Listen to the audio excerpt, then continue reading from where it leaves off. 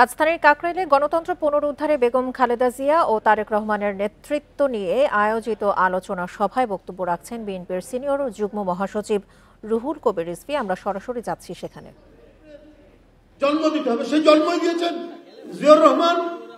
আজকে এতগুলো টেলিভিশন, আমরা যে খবরের কাগজ পড়ছি, গণতন্ত্র যে বহুমতের যে একটা জায়গা আছে, সহিষ্ণুতার যে একটা জায়গা আছে, এটা কে সৃষ্টি করেছে? এটা জিয়াউর রহমান। কোথা থেকে? বাকশালের অন্ধকার গুহা থেকে এই গণতন্ত্রের আলোর মশাল জ্বালিয়েছিলেন তো জিয়াউর রহমান। তাই আজকে যে সমস্ত বুদ্ধিজীবী বলেন বিএনপিও তো ক্ষমতায় থাকতে তৈরি, আরে বিএনপি ক্ষমতায় থাকতে তৈরি বা জন্মের সাথে অন্যদের জন্মের হাজার পার্থক্য আছে। কারণ বিএনপি এমন একটি আলোকিত গণতান্ত্রিক ব্যবস্থা তৈরি করেছেন বলেই দেশনেত্রী বেগম খালেদা জিয়া আবার যখন গণতন্ত্র সংকটে পড়েছে, নিমজ্জিত হচ্ছে, তখন আবার তিনি গণতন্ত্রের মশাল জ্বালিয়ে বহুদলীয় গণতন্ত্রের বিজয় করেছিলেন 90-এর দশকে। এবং এই 2024 পর্যন্ত যে প্রেরণায় আমরা রাস্তায় নেমেছি, জেল খেটেছি, দিনের পর দিন রিমান্ডে গেছি। সোহেল যে কথা বলেছে, আমাদের প্রধান অতিথি যেভাবে নির্যাতন ভোগ করেছেন, মানে দিনের আলো বা রাতের অন্ধকার বোঝা যায়নি।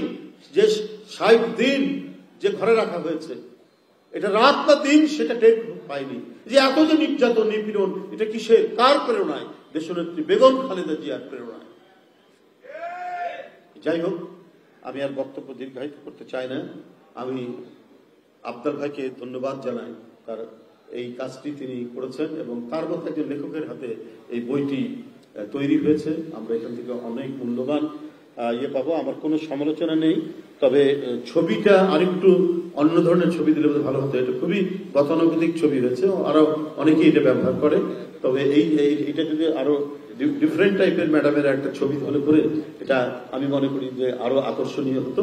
যাই হোক, আমি আবারও ধন্যবাদ জানাচ্ছি ইয়েকে।